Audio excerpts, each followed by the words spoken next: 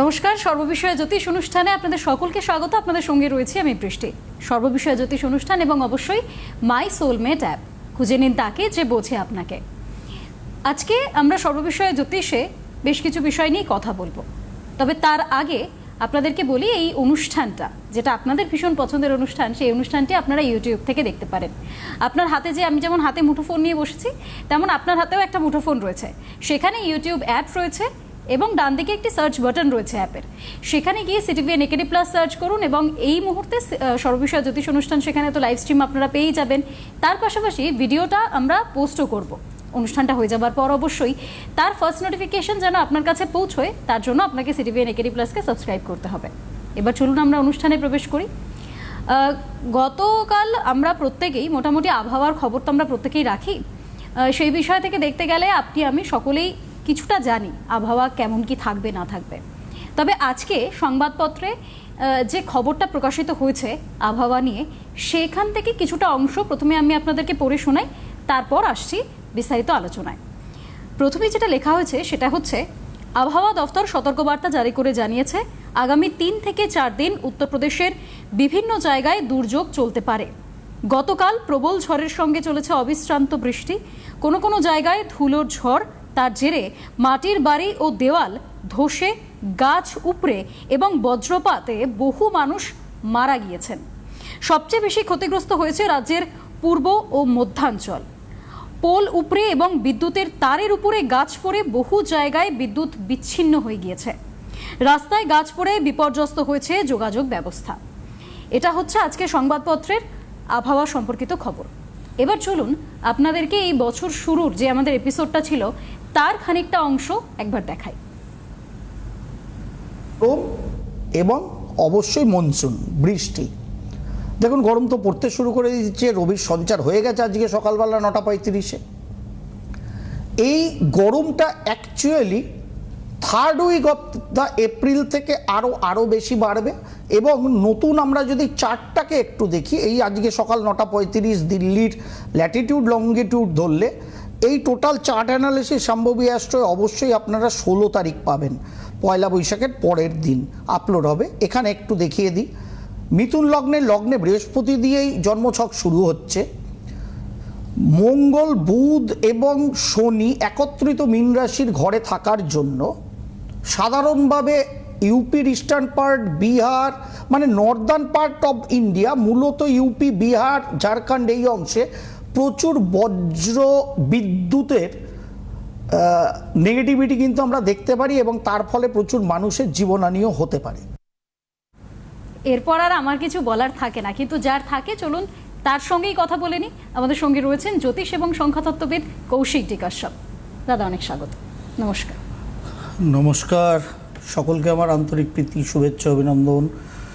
বড়দের আমার শ্রদ্ধা এবং প্রণাম জানিয়ে আজকের অনুষ্ঠান শুরু করছি। সুতরাং মাসি থেকে পিছিয়েই না, সর্ববিষয়ে জ্যোতিষের অনুষ্ঠানে সাধারণভাবে সে খেলাধুলা হোক, পলিটিক্সের পলিট্রিক্স হোক, কিংবা আবহাওয়া হোক, অর্থনীতি হোক, সকল কিছু ছুঁয়ে যাওয়ার চেষ্টা করি। এই স্বল্প 25 মিনিটের পরিসর, খুব একটা সময় পাই না। আমার ব্যক্তিগত সম্ভবী অ্যাস্ট্রোর পর্দায় যারা নিবিড়ভাবে চোখ রাখেন তারা জানেন যে কত ইলাবোরেটলি পার্টিকুলার দিক সময় ধরে অনেক কিছু গ্রহ নক্ষত্রের সঞ্চার অনুযায়ী চেষ্টা করি আপনাদের আগাম কিছু বলতে, আগাম কিছু জানাতে, সেই অংশের মানুষদের সচেতন সতর্ক করতে নেগেটিভিটির ক্ষেত্রে এবং পজিটিভিটিরগুলোর ক্ষেত্রে আরও বেশি করে উদ্বুদ্ধ করতে। সুতরাং গতকালের ইউপির যেটা বৃষ্টি পড়লো, আজকের প্রথম শ্রেণীর দৈনিকে ইলাবোরেট অনেক বেরিয়েছে, তার থেকে একটা অংশ বৃষ্টি নিয়ে পড়লো আপনাদের জন্য। আপনারাও পড়েছেন বা কালকে থেকে টিভির পর্দায় চোখ রেখে দেখেছেন। 111 জন মানুষের, এখন জানি না সেই সংখ্যাটা বেড়ে গেছে কি না, মৃত্যু। 50 জনের ওপরে মানুষ চরমভাবে আহত অবস্থায় আছেন। আরও হয়তো মাননীয় মুখ্যমন্ত্রী যোগীজি বলেছেন আরও হয়তো মৃত্যুর সংখ্যা বাড়লেও বাড়তে পারে। সুতরাং এরকম একটা হঠাৎ করে ধুলো ঝড়, অবিশ্রান্ত বর্ষণ এবং বজ্র বিদ্যুতে প্রচুর মানুষের মৃত্যু মিছিলই বলা ভালো একে। হঠাৎ করে অংশ কিন্তু ইউপির eastern and central part, specific বলা ছিল না, ইউপির পূর্বাংশ। ভাগ্য ভালো ঝাড়খণ্ড বিহার প্রকোপ থেকে এখনও অবধি বেঁচে আছে। কিন্তু প্রবণতা জ্যোতিষশাস্ত্র মতে, যদি জ্যোতিষশাস্ত্রী হিসাবে আমি জ্যোতিষশাস্ত্রকে নিয়ে কথা বলি, তাহলে সার্বিক বিষয়ে কথা বলা উচিত। এটা আমার অভ্যাস, বলা যায় এক প্রকার স্বভাবে দাঁড়িয়ে গেছে এখন।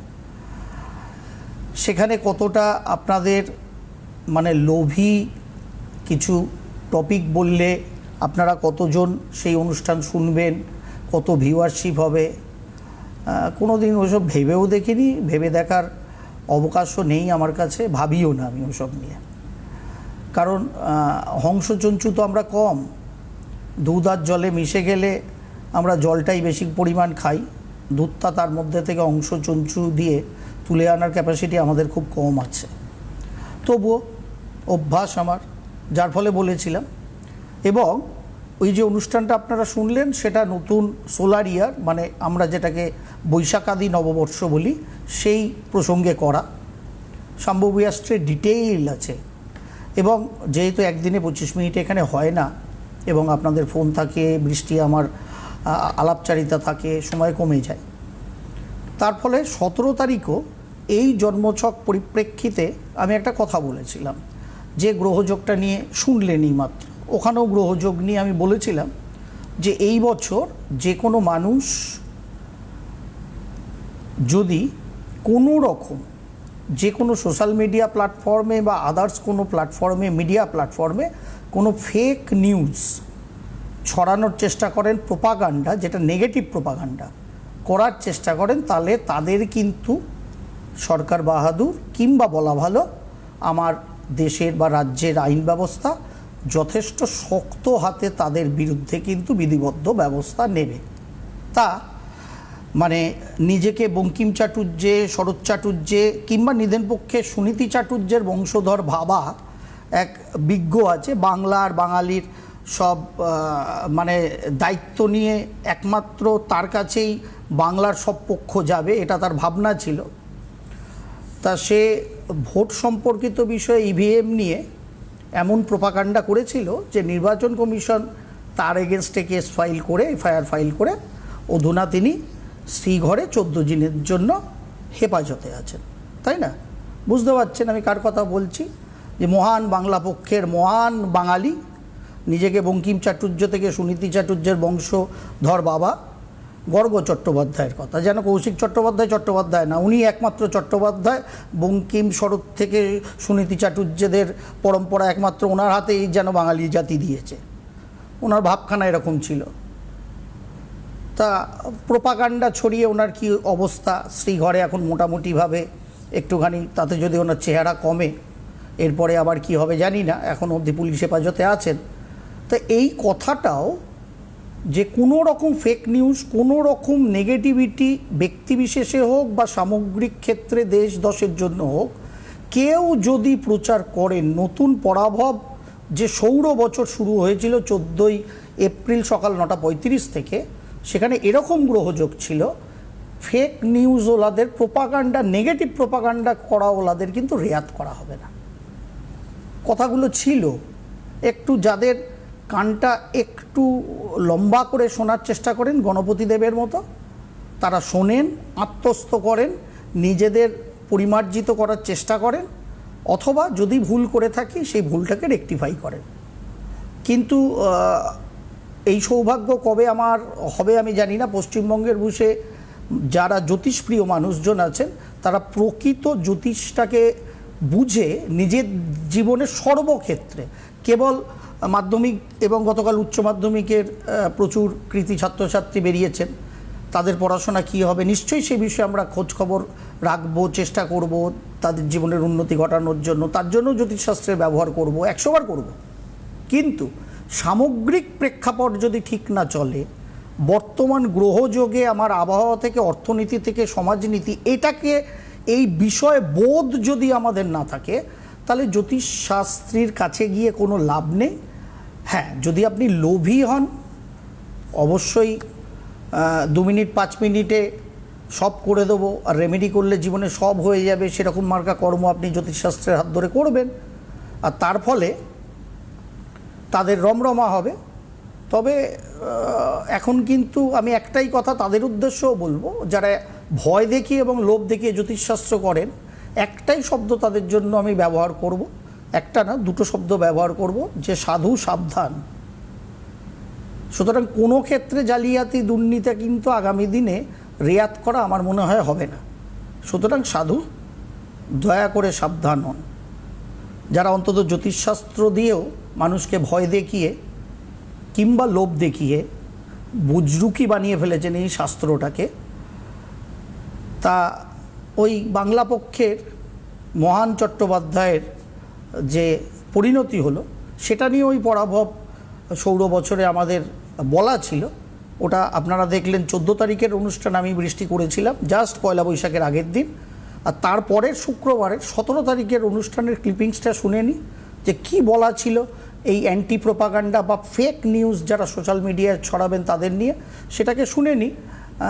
কারণ প্রমাণ ছাড়া কৌশিক ডিকাশ্যপ কোনো কাজ করে না, আর ঘটে যাওয়ার পর কৌশিক ডিকাশ্যপ গলার শির ফুলিয়ে কোনো দিন কোনো বিষয়ে বলে না। যা বলি আগে বলি, যদি না বলে থাকি ভাবি সত্যিই তো বললাম না কেন, এটা এরকম গ্রহযোগে তো ভাবা উচিত ছিল, বলা উচিত ছিল নিজেকে, আবার তখন একটুখানি রেকটিফাই করে নিই। চলুন শুনে নিই সবাই মিলে যে 17 তারিখের অনুষ্ঠান ওই পরাভব বছরের ছক অনুযায়ী কি বলা ছিল এই ফেক নিউজ বা অ্যান্টি প্রোপাগান্ডা সম্বন্ধে, একটু শুনে নিই আমরা। যেহেতু ভাগ্যস্থানে একত্রিত রাহু বর্তমানে চলছেই শতবিশা নক্ষত্রে, নিজের নক্ষত্রে, সেখানে চন্দ্রদেবও গেছে, যার ফলে যারা সোশ্যাল মিডিয়ায় খুব জ্ঞান দেন, অ্যাকচুয়ালি জ্ঞানটা ফেক নিউজের ওপর দেন, গোয়েবিলসীয় তত্ত্বে দেন যে কোনো বিষয়, সেই ফেক নিউজ যারা তৈরি করে প্রচুর ভিউজ লাভ করেন তাদের কপালে কিন্তু আগামী দিনে বলা যায় যে ডান্ডা আসতে চলেছে। এটা কিন্তু তারা খুব সাবধান হয়ে চলুন। তার কারণ যারা গোয়েবেলসীয় নীতিতে প্রোপাগান্ডা স্বরূপ, সে দেশের পক্ষে হোক, কোনো ব্যক্তিবিশেষের পক্ষে হোক, কোনো রকম সোশ্যাল মিডিয়া বা আদার্স মিডিয়া প্ল্যাটফর্মে কোনো রকম ফেক নিউজ ছড়ানোর চেষ্টা করবেন, বৃহস্পতিদেব লগ্ন থেকে ভাগ্যস্থানের দৃষ্টি, নিচস্থ বুধ এবং মঙ্গল শনির একত্রীকরণ, ওই ফেক নিউজকারীদের কিন্তু যথেষ্ট ডান্ডার মুখে পড়তে হবে নীতিগতভাবে, অর্থাৎ সেরকম আইন কানুন এবং তাদের কিন্তু ঘাড় মুটকে দেবে সরকার। সুতরাং সেই দিকে যথেষ্ট সাবধান। তা এই ছিল বক্তব্য। দেখুন এই ছোট্ট ছোট্ট বক্তব্য গ্রহযোগ অনুযায়ী বলার চেষ্টা করি, সেটা আবহাওয়া নিয়ে হোক, শীত গ্রীষ্ম বর্ষা নিয়ে হোক, অর্থনৈতিক ক্ষেত্র নিয়ে হোক, আমাদের ধরিত্রীমা কতটা শস্য শ্যামলা হবে সেই নিয়ে হোক। কারণ আমি মনে করি জ্যোতিষশাস্ত্র সার্বিক, সেই জন্য আমাদের জ্যোতিষ এই অনুষ্ঠানের নাম সর্ববিষয়ে জ্যোতিষ। ফোনে কেউ আছেন বৃষ্টি অবশ্যই নিয়ে নেব, একটা লাইনে খালি একটা কথা আপনাদের বলবো যে এই বছর জানেন যে জ্যৈষ্ঠ মাস প্র্যাকটিক্যালি চান্দ্র মাস হিসেবে কিন্তু জ্যৈষ্ঠ দুটো, যার ফলে জ্যৈষ্ঠ মাসটা মল মাস, একটা জ্যৈষ্ঠ কিন্তু অধিক মাস হিসাবে আমরা আজকে 15ই মে থেকে আগামী 15ই জুন অবধি এক্সট্রা একটা জ্যৈষ্ঠ মাস কিন্তু আমরা পেতে চলেছি। এটা কিন্তু চান্দ্র বছর হিসাবে, এটা মাথায় রাখবেন, যাকে আপনারা বলেন মল মাস। অ্যাকচুয়ালি এটা অধিক মাস, এটার পেছনে একটা ম্যাথামেটিক্স আছে, যার ফলে প্রত্যেক 3 বছর অন্তর এটা এক একটা অঙ্ক অনুযায়ী এক একটা মাস অধিক মাস হয়। এর আগের যে অধিক মাস হয়েছিল সেটা শ্রাবণে হয়েছিল, এবার চোরেরটা হচ্ছে জ্যৈষ্ঠে। তা এই মলমাস বা অধিক মাসে আপনাদের বেসিক 3-4টে কথা বলে দিই। এই সময় নর্মালি জানেন যে কোনো মাঙ্গলিক কর্ম হয় না, অর্থাৎ বিবাহাদি, উপনয়ন, গৃহপ্রবেশ, এরকম কোনো মাঙ্গলিক কর্ম সাধারণভাবে এই মলমাস বা অ্যাকচুয়ালি যেটা অধিক মাস এটাই হয় না, এটা কমন। তার সঙ্গে আপনি আমি ব্যক্তিগত জীবনচর্চার ক্ষেত্রে যদি পসিবল না হয় তাহলে নিজের রাশি লগ্ন চলা দশা জন্ম নক্ষত্র অনুযায়ী ক্যালকুলেট করে এবং সংখ্যাতত্ত্ব অনুযায়ী ক্যালকুলেট করে ব্যক্তিগত জীবনের বিশেষ কোনো কাজের শুভারম্ভ করতে পারি, কিন্তু চেষ্টা করতে হবে যে 15ই মে থেকে 15ই জুন এই অধিক মাসের সময়ে কোনো নতুন গাড়ি, বাড়ি, ফ্ল্যাট, জমি, জায়গা, সম্পত্তি এসব ক্রয় করা কিংবা এগুলোর অগ্রিম বুকিং সাধারণভাবে অ্যাভয়েড করাই ভালো। কোনো রকম পার্সোনাল যেটা আমাদের ভবিষ্যতে শ্রীবৃদ্ধি করবে এরকম কোনো কর্ম, নতুন অ্যাকচুয়ালি নতুন কোনো প্রজেক্ট শুরু করা, সেই বিষয়ে কিছু নথিকে রেজিস্ট্রেশন করানো, নতুন ট্রেড লাইসেন্স অ্যাপ্লাই করা, কারণ আপনি কোনো নতুন ভেঞ্চারের জন্য সেটা করতে যাচ্ছেন, এটা সাধারণভাবে করবেন না। আমাকে গতকালই আমাদের টলিউড ইন্ডাস্ট্রি থেকে একজন জিজ্ঞাসা করলো, তাহলে কি প্রডিউসার সাহেবকে বলবো এই সময় আমাদের নামটা রেজিস্ট্রি না করতে সিনেমার? বললাম সেটাই হওয়া উচিত, বাদবাকি কাজ চলতে পারে। আমি বললাম হ্যাঁ, পেপার ওয়ার্কস চলুক, কিন্তু সেটা যথাযথ জায়গায় যে অথরিটি আছে সেখানে 15ই জুন অবধি প্লেস না করা উচিত, যেহেতু প্রজেক্টটা নতুন প্রজেক্ট হিসেবে তার স্যাংশন দরকার। সুতরাং কাজপত্র চলুক ঘরে, কিন্তু নতুনভাবে সেটা প্লেসড হবে আফটার 15th জুন অনওয়ার্ডস, অর্থাৎ যখন অধিক মাস বা মলমাস শেষ হয়ে যাবে। এই অধিক মাস বা মলমাসে সব থেকে যেটা ভালো সেটা হচ্ছে কোনো গ্রহগত প্রপার ওয়েতে শান্তি প্রতিবিধান, আপনাদের ব্যক্তিগত জীবনের কোনো পুজো অর্চনা, তার কোনো সাধন মার্গে থাকা সেই ধরনের কিছু সাধনা, সব থেকে ফ্রুটফুল রেজাল্ট এই অধিক মাসে কেবল ফলোয়ারিনী অমাবস্যা না, টোটাল এই অধিক মাসে পাওয়া যায়। কারণ ফলোয়ারিনী অমাবস্যা তো একদম অঙ্কের হিসাবে সূর্যচন্দ্রের কৌণিক দূরত্ব অনুযায়ী প্রত্যেক বছর হয় এবং এই বছরও হবে। সুতরাং কেবল ফলোয়ারিনী অমাবস্যা না, টোটাল অধিক মাসটা পুজো অর্চনা, ব্যক্তিগত আত্মশুদ্ধি, সেই পারপাস ব্যবহার করা, ভবিষ্যতের দিশাকে আরও আরও আরও বেশি একটা উজ্জ্বল ভবিষ্যতের দিকে নিয়ে যাওয়ার জন্য নিজের মন, আত্মা, শরীরের ব্যালেন্স তৈরি করা, পুজো অর্চনা বা যে কোনো গ্রহ শান্তির মাধ্যমে এই সময়ে করা প্রশস্ত বিভিন্ন পুরাণ অনুযায়ী। সুতরাং কোনো রকম কনফিউশন এই ব্যাপারে দয়া করে কেউ রাখবেন না, এটা আমার হাত জোর। কেবল যেগুলো বারণ করলাম সামগ্রিকভাবে বা ব্যক্তি জীবনে চেষ্টা করবেন, একদম না পারলে তো করতে হবে, কিন্তু চেষ্টা করবেন যদি এই এক মাস বাদ দেওয়া যায়, এই অধিক মাসটা অ্যাভয়েড করা যায়, তাহলে সেটা অ্যাভয়েড দয়া করে আপনারা করবেন। সঠিক শাস্ত্রগত যে ব্যাখ্যা তাকে মান্যতা দিন। অহেতুক কাকে কান নিয়ে গেছে বলে কাকের পেছনে দৌড়াবেন না। হাত দিয়ে নিজের মাথার পাশের, চোখের পাশের হাত দিয়ে দেখুন কানটা আছে কি নেই, সেটাকে মান্যতা দিন, শাস্ত্রকে মান্যতা দিন। আর আমাদের শাস্ত্র, বারবার আমি বলি, বিজ্ঞানের ওপরের বিজ্ঞান, সায়েন্স বিয়ন্ড সায়েন্স। ওই পয়লা বৈশাখের আগে বৃষ্টিকে বলেছিলাম, আপনাদেরও বলেছিলাম, 2 সপ্তাহ টাইম দিয়েছিলাম, কেউ তো ফোনে এসে সেই উত্তর দিচ্ছেন না যে জানুয়ারি থেকে ডিসেম্বরে 365 দিন কিভাবে হয়েছে, এই যে গ্রেগরিয়ান ক্যালেন্ডার, তার পেছনে বিজ্ঞান কি। যারা জ্যোতিষ মানেন না সেরকম বিজ্ঞান মনস্ক মানুষরা একটু যদি সব রাগ দেশ ভুলে, ক্ষোভ ভুলে যদি একটু অনলাইনে এসে আমাকে এই উত্তর দিতে পারেন, আমি খুব হ্যাপি হব। আর আমাদের এই যে জ্যৈষ্ঠ মাস, এই যে বৈশাখ মাস, এই যে আষাঢ় মাস, শ্রাবণ মাস, ভাদ্র মাস, প্র্যাকটিক্যাল এটা কতটা সাইন্টিফিক আমি ধরে ধরে প্রমাণ করে দেবো অনলাইন টিভির পর্দাতে, যে কতটা সায়েন্স বিয়ন্ড সায়েন্স। সায়েন্সের বাইরে কিচ্ছু নেই আমাদের জ্যোতিষশাস্ত্র, এবং এই টোটাল যে অ্যাস্ট্রোনমিক্যাল অ্যাঙ্গেল থেকে আমাদের অ্যাস্ট্রোলজি এসছে, সেই অ্যাস্ট্রোলজির মধ্যে। এবং এই মাস যে আমরা নাম দিই তার কারণ দেখুন, এই যে জ্যৈষ্ঠ মাস, কেন জ্যৈষ্ঠ মাস? তার কারণ জ্যৈষ্ঠ মাসে যখন পূর্ণিমা হবে তখন সেটা ফল করবে চন্দ্র জ্যেষ্ঠা নক্ষত্রে। কারণ সূর্যদেব থাকবেন বৃষ রাশির ঘরে, উল্টো দিকে 180-তে চন্দ্র থাকবেন, তবেই তো পূর্ণিমা হয়। জ্যৈষ্ঠ মাসের পূর্ণিমা ফল করবে জ্যেষ্ঠা নক্ষত্রে। যেহেতু জ্যেষ্ঠা নক্ষত্রে পূর্ণিমা হবে, তাই উল্টো দিকে সূর্যদেব যেখানে আছেন, মান্থটার নাম হয়েছিল জ্যৈষ্ঠ। প্রত্যেকটা বৈশাখ থেকে মিন এইভাবেই হয়। নিজেরা যারা জ্যোতিষশাস্ত্র ভালোবাসেন পাঁজি খুলে খুলে দেখুন, একদম ডিগ্রিগতভাবে কাছাকাছি ওই নক্ষত্র অনুযায়ী উল্টো দিকেরটার নাম। আষাঢ় যখনই হবে পূর্বাষাঢ়া উত্তরষাঢ়ার কনজাংশনে হবে আষাঢ় মাসের পূর্ণিমা, তাই তার নাম আষাঢ়। শ্রাবণ যেহেতু শ্রবণা নক্ষত্রে পূর্ণিমা হবে, তার উল্টো দিকে রবি বসে আছেন, তার নাম শ্রাবণ।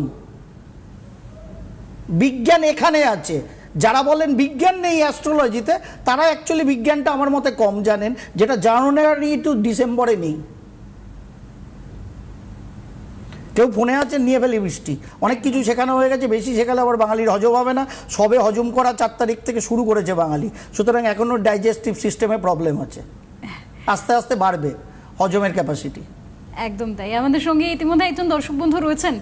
হ্যালো, কে বলছেন, কোথা থেকে বলছেন? হ্যাঁ স্যার, আপনাদের দুজনকেই নমস্কার। প্রণাম। আমি ভদ্রেশ্বর থেকে বলছি, আমার ছেলের সম্পর্কে বলুন, ডেট অফ বার্থ বলুন। 15/9/2005। পীযুষ ঘোষ। 15/9/2005। নাম কি বললেন? পীযুষ ঘোষ। পীযুষ। ব্যাস, বার্থ টাইম বলুন। সকাল 11:40। সকাল 11:40। কোথায় জন্মেছে? সিঙ্গুর। সিঙ্গুরে? হ্যাঁ। কি করছে এখন ছেলে? খেলাধুলাটা ভীষণ ভালোবাসে, পোস্ট গ্রাজুয়েশন করছে। হ্যাঁ, ও চাইছে খেলাধুলার দিক দিয়ে কিছু করতে। করুক না। কি খেলে? ক্রিকেট? না, অ্যাথলেটিক্স খেলে। বাহ, ভেরি গুড। তা করুক। স্যার, ও আবার একটু আর্মির দিকেও ঝোঁক আছে। একদম, এই দুটো ঝোঁক নিয়েই ওকে জীবনে এগোতে বলুন। যা পড়াশোনা করছে করুক। দশমে দিক বলে বলিয়ান রবি এবং বুধের গ্রেট বুধাদিত্য যোগ আছে। একাদশে বৃহস্পতি বসে আছে। লগ্নপতি ষষ্ঠপতি মঙ্গল ষষ্ঠে বসে আছে। আপনার ছেলের ছকটা মাখো মাখো। ও যা করছে স্পোর্টস অ্যান্ড গেমস এবং আর্মি রিলেটেড ক্ষেত্রে, স্পোর্টস অ্যান্ড গেমসের দিকে মনোযোগ দিতে বলুন। ভবিষ্যতে যদি ও আর্মি রিলেটেড জায়গায় নিজে মনে করে ওর ইনক্লিনেশন আছে, খেলাধুলা করতে করতে পরে ওই দিকেও যদি শিফট করতে চায় করতে পারে। দুর্দান্ত হরোস্কোপ আছে, কিচ্ছু চিন্তিত হবেন না। এক্সিলেন্ট হরোস্কোপ, খালি দ্বিধাদ্বন্দ্বে ওকে ফেলবেন না। পড়াশোনাটা করুন। হ্যাঁ বলুন। স্যার বলছি, ও না ওই এই পাড়ারই একজন কোচের কাছে প্র্যাকটিস করে, তো এইবার রেজিস্টার কোচের কাছে করে না, অনেক সময় ওকে আটকেও দেয়। ও একটু ভালো জায়গায় দিন, অসুবিধা কিচ্ছু নেই। 2-3 বছর ধরে এরকম আটকে যাচ্ছে, ওর মানে পাওয়ায় সেটা ওকে পেতে দেয় না, এরকম হচ্ছে। না, চন্দ্র শনি পুনর্বুযোগ থাকলে বিল গেটস থেকে সৌরভ গাঙ্গুলি সবাইকেই প্রথম জীবনে আটকাতে হয়েছে। কারণ পুনর্বুযোগ থাকা মানে সাকসেস হবেই, কিন্তু লেট। সেই জন্য বললাম ওকে দ্বিধাদ্বন্দ্বে ফেলবেন না, কারণ পুনর্বুযোগ থাকলে দ্বিধাদ্বন্দ্বেও পড়ে মানুষ। ওটাকে বাইরের কোনো ভালো জায়গায় সাইটাইয়ে ঢোকানোকে, সেখানে ঢুকিয়ে করুকও, অ্যাথলেটিক্সটা করুক, পড়াশোনাটা করুক। ভবিষ্যতে গিয়ে দেখা যাবে ওর যা আর্মি রিলেটেড জায়গায় ওর চেষ্টা আছে, ইচ্ছা আছে, সেটা করবে। অসুবিধার কিচ্ছু নেই। ফ্যান্টাস্টিক ছক, খালি পুনর্বুযোগটার একটা মেরামতি করবেন। এক্সিলেন্ট ছক আছে, চিন্তিত একটুও হবেন না। দুর্ধর্ষ আছে, যেটা করতে চাইছে করতে দিন। বেশ, সবকিছু ভালো নিয়ে আজকে আমাদের এই অনুষ্ঠানটা এখানেই শেষ করছি। আরে পশ্চিমবঙ্গই তো ভালো যাবে, সেই জন্য সবকিছু ভালো। একদম তাই। আজকের জন্য অনুষ্ঠান এখানে শেষ করছি। আপনাদের সকলকে অনেক ধন্যবাদ। নমস্কার দাদা। নমস্কার।